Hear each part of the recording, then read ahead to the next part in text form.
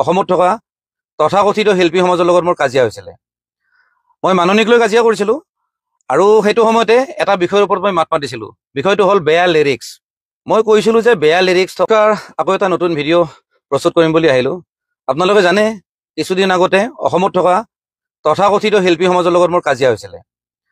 মই মাননীক লৈ কাজিয়া কৰিছিলোঁ আৰু সেইটো সময়তে এটা বিষয়ৰ ওপৰত মই মাত মাতিছিলোঁ। বিষয়টো হ'ল বেয়া লিৰিক্স। মই কৈছিলোঁ যে বেয়া লিৰিক্স থকা গান ইণ্টাৰনেটত বা কোনো অডিঅ' প্লেটফৰ্মত থাকিব নালাগে আৰু শিল্পী সমাজে এই বিষয়টোত গুৰুত্ব দিব লাগে বুলি মই বাৰম্বাৰ কৈ আহিছিলোঁ। কিন্তু তাৰপিছত আহিল মৌ বিহু।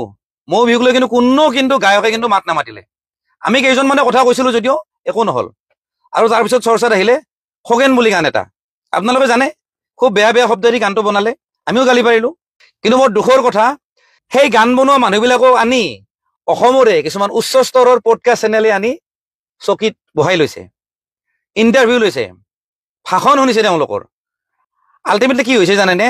তেওঁলোকৰ পৰা আৰু নতুন নতুন প্ৰজন্মই শিকি আছে যে আমিও দেখোন এনেকুৱা গান বনাব পাৰোঁ, আমাকো দেখোন মাতিব, আমিও দেখোন ষ্টাৰ হৈ যাম, আমাৰো দেখোন মিলিয়ন মিলিয়ন ভিউজ আহিব। বেয়া ভাষা কওঁ কিবা কওঁ মতলব নাই। আৰু সেইকাৰণে বৰ দুখৰ বিষয় 4 দিন নে 5 দিন আগতে আকৌ এটা গান ৰিলিজ হ'ল। ইমান বেয়া বেয়া শব্দ আছে। এতিয়া কথাটো হ'ল এই যে গানবিলাক যে বনাই আছে নহয়, এই গান বনোৱা মানুহবিলাকক গালি পাৰি আমি লাভ নাই, কাৰণ তেওঁলোকক লাগাম লগোৱা মানুহ নাই।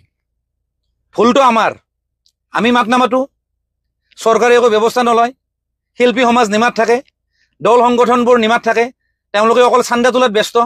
তেওঁলোকে খুব কলা সংস্কৃতি ৰক্ষা কৰিব লাগে বুলি কয়, কিন্তু এনেকুৱা ধৰণৰ গান যে বনাই আছে একাংশ চোৱাৰৰ বাচ্চাই, তেওঁলোকৰ ওপৰত কিন্তু কোনো ব্যৱস্থা নলয়। প্ৰব্লেমটো হৈছে সেইটো। এতিয়া কথাটো হ'ল এনেকুৱা ধৰণৰ মানুহৰ ওপৰত যদি কোনো ব্যৱস্থা নলয় তেতিয়াহ'লে কেনেকৈ হ'ব? তেতিয়া আমি নিজে হাতে কামে লাগি যাব লাগিব। গতিকে অতি শীঘ্ৰে ব্যৱস্থা লৈ আছোঁ, চিধা কথা। আৰু ভিডিঅ'টো যোনে যোনে চাই আছে কাইণ্ডলি আপোনালোকক অনুৰোধ জনালোঁ, আপোনালোকে ভিডিঅ'টো শ্বেয়াৰ কৰক প্লিজ। ধন্যবাদ। জয় অসম।